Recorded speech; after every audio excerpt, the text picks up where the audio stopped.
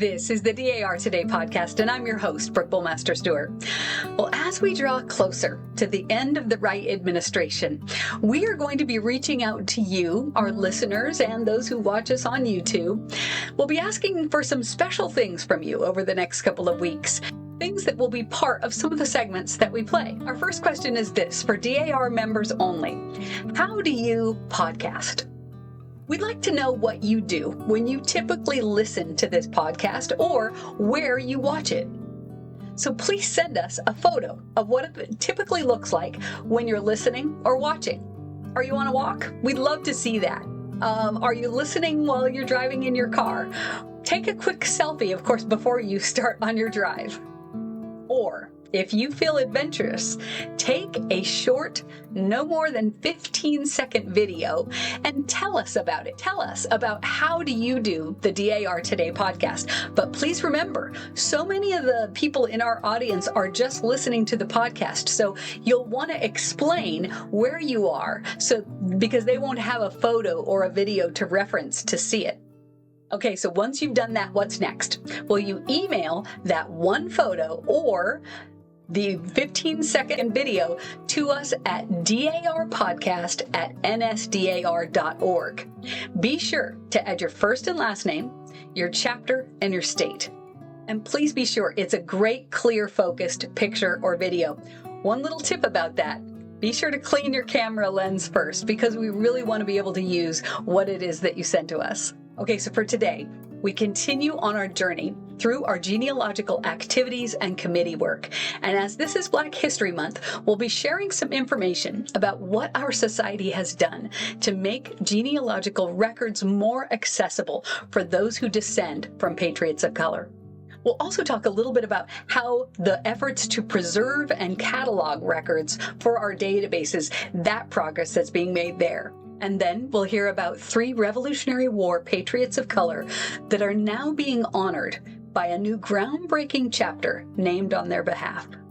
And thanks for bearing with us as we were dark for a couple of weeks. I've been moving to the East Coast, so everything's still in flux. For those who are on video, you can see I'm sitting in my RV because we're still moving in here. So appreciate your patience with us on that.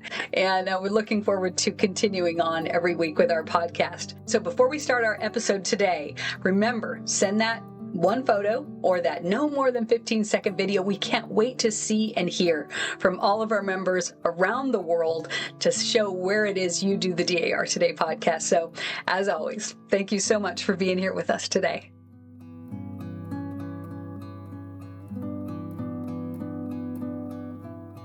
Our President General has a really informative blog that gets shared with us regularly. Everything that's anything gets talked about in this publication, so we thought it appropriate that with Mrs. Wright's permission, we would love to share the following information with you from her blog post in this month of February 2025.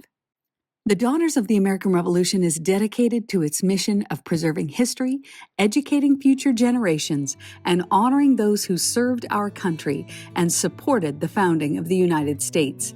As part of this mission, we continue to build upon extensive genealogical resources to ensure broader audiences have access to resources that uncover their ancestry. As we celebrate Black History Month, we're proud to highlight DAR's extensive genealogical tools, resources, and collaborations, celebrating the individual legacies of the many Black patriots featured in the DAR's E Pluribus Unum educational initiative and Patriots of Color database. Researching African American lineage from the Revolutionary War era presents unique challenges, but DAR is dedicated to making these stories accessible and available. In the past decade, we've made significant strides to expand access to data, resources, and information about African Americans in the early days of the country to assist those searching for answers to family history questions. In that regard, you're invited to check out the DAR's E Pluribus Unum Educational Initiative Resources page for a list of helpful information and links. To highlight the contributions of Black patriots during the Revolutionary War, the African American Genealogical Research at the DAR Library Pathfinding document helps to navigate reference sources and is a wonderful first step to finding historical records in the DAR Library. The Specialty Research Committee and the African American Research Team are also available to assist with genealogical questions you may have. We'll be talking with them soon on our podcast. I know you'll love what they have to share. The DAR Patriots of Color database makes finding names of African American and Native American patriots more accessible, with more names and details of patriots being added each year. In October 2024, the DAR Patriots of Color database was additionally included as a part of American Ancestors' 10 Million Names Initiative, specifically as a part of their On the Battlefield project that focuses on Black soldiers in United States wars. In addition to our collaboration with the 10 Million Names Project, DAR was proud to sponsor 3 fellow Lineage and Genealogical Society conferences. In May 2024, DAR was proud to be a platinum sponsor for the Society of the First African Families of English America annual conference held at the Museum of the American Revolution. DAR representatives and members attended and participated in panel discussions during the event. In June 2024, DAR sponsored the Sons and Daughters of the United States Middle Passage Conference and Awards Banquet. In October 2024, DAR was a platinum sponsor for the 45th Annual Afro-American Historical and Genealogical Society Conference. DAR representatives and members attended the conference, hosted a virtual booth for attendees to learn more about the DAR, and held a virtual DAR member and prospective member meetup for attendees to mingle and ask questions. By expanding access to DAR's resources and collaborating with other genealogical organizations, descendants can connect with their ancestors and ensure their stories are everlasting.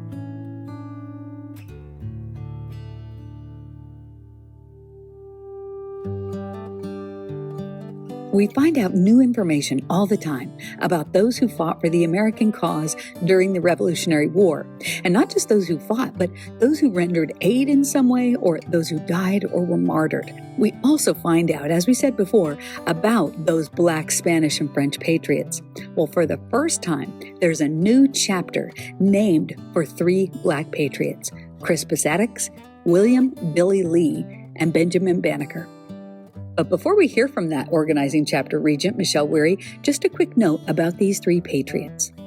Crispus Attucks, a sailor of mixed African and indigenous ancestry, died in Boston on March 5, 1770, after British soldiers fired 2 musket balls into his chest. His death and that of 4 other men at the hands of the 29th Regiment became known as the Boston Massacre. Death instantly transformed Attucks from an anonymous sailor into a martyr for this new revolutionary cause. William Billy Lee was an enslaved man who acted as General George Washington's personal manservant. Billy became Washington's valet as well as a favorite huntsman. Lee was likely born around 1750. Washington's records referred to Lee as Mulatto Will, suggesting that Billy was born to an enslaved mother and white father. Lee was among Washington's most treasured servants, and he remained close to the Patriarch of Mount Vernon throughout the duration of the Revolutionary War and its aftermath. When Washington died in 1799, he freed Lee, along with 124 other slaves, who would be manumitted upon the death of his wife, Martha. Lee was the only slave explicitly mentioned in Washington's will, and under Washington's specifications, he received his freedom immediately, in addition to $30 a year and the choice to remain on his estate. Washington notably lauded Lee for his faithful services during the Revolutionary War. Lee chose to spend the rest of his life at Mount Vernon, where he was a patriot and free man until his death in 1810. Now, while those 2 men have had little written about them in their personal lives, our patriot Benjamin Banneker has so much written we'll have to cut it short, or I could talk about his brilliance and his accomplishments for an hour at least. Benjamin Banneker, a free African-American man living in a slave state in the 18th century, never knew the weight of iron shackles or the crack of an overseer's whip. A native of Baltimore County, Maryland, he received a formal education during his youth. His grandmother, an Irish-born former indentured servant, taught him how to read and write, and Benjamin continued his studies alongside both white and black classmates at a one-room school nearby. He then parlayed his intellectual gifts into national prestige. Despite his many accomplishments, however, Banneker was forced to navigate the same racial prejudices that African Americans often faced in both slave and free states. Isn't it something then that this chapter in Ohio was formed just this past autumn to honor these three patriots? Let's hear from a dear friend of mine, Michelle Wherry, all about this inspiring new chapter and her invitation for any and all to join as chapter members or associate members. I would love to introduce to you the Attucks-Lee-Banneker Chapter in Cincinnati, Ohio. Come join us. Come join us. Come grow with us. Come grow with us as we purposely walk through this journey together. We are committed to an inclusive narrative that not only talks about all of the peoples that contributed to our tapestry of what we call America. We are recognizing and we are running to recognize, and to show, all of the youth that are local to us in the Cincinnati area, they will know their history better. And that is what we strive to do. We want our youth, we want our veterans, we want our women to realize that as daughters of the American Revolution, we see you. And that is what part of our purpose is. We see you. We were organized on the 20th of October, 2024. Our organizing Secretary General, Nancy Wright, she installed us along with the Ohio State Regent, Susan Leiniger. I cannot tell you what a fabulous opportunity to come be part of this chapter. Crispus Lee Banneker, we honor these three patriots of African descent. Like all of our chapters throughout DAR, we welcome everyone in this chapter because we are all DAR together. And together, we will do wonderful things and honor these men. Please join us. So whether you are an Ohio daughter, whether you live in Cincinnati, whether you live outside of our state, we would love to have you join us as an associate member or as a member. Our meetings are 1 hour. They are hybrid, so they are in person and by electronic platforms. To join, use the link on the screen or in the notes.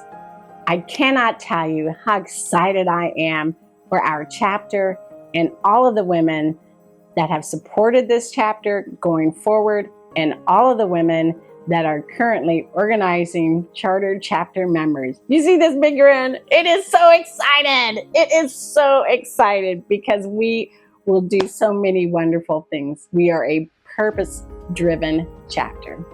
Thank you, Brooke. Thank you, thank you.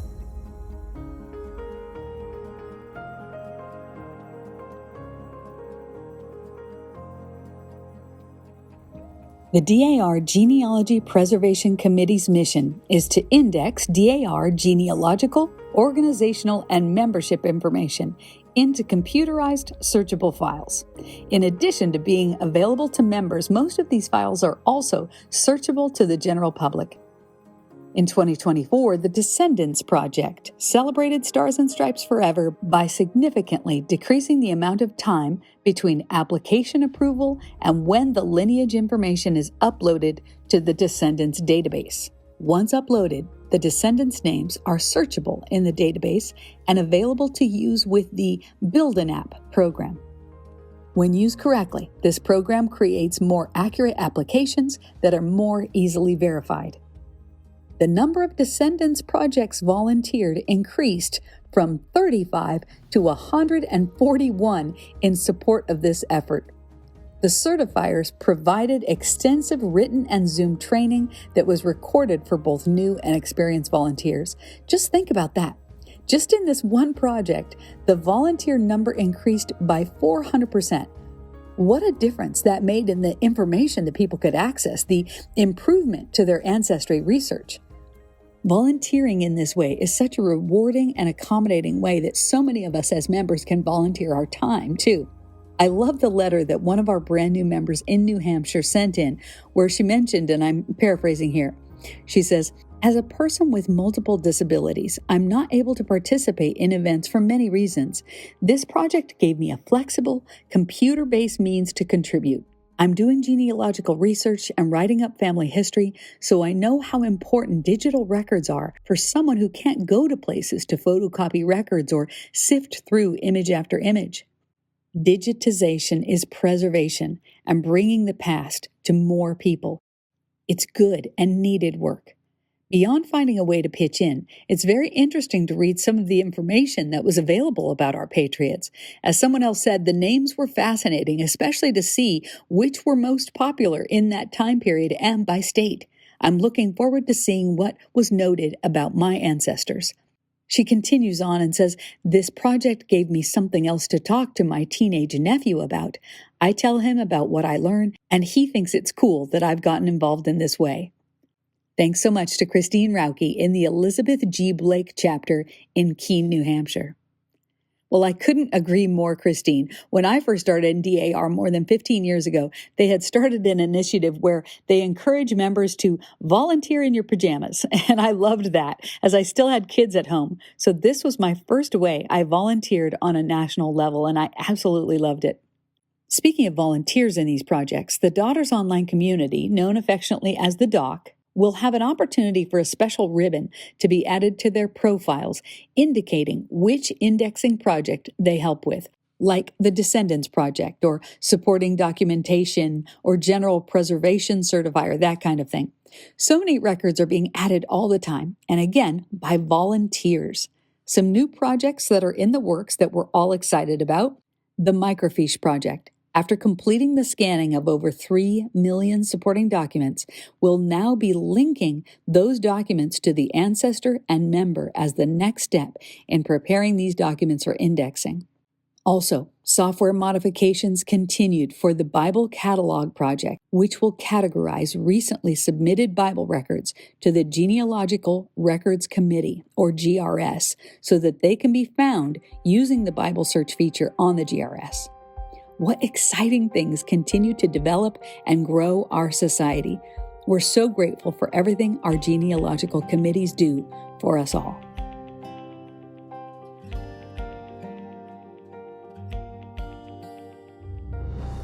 We leave you today with this quote by Benjamin Banneker.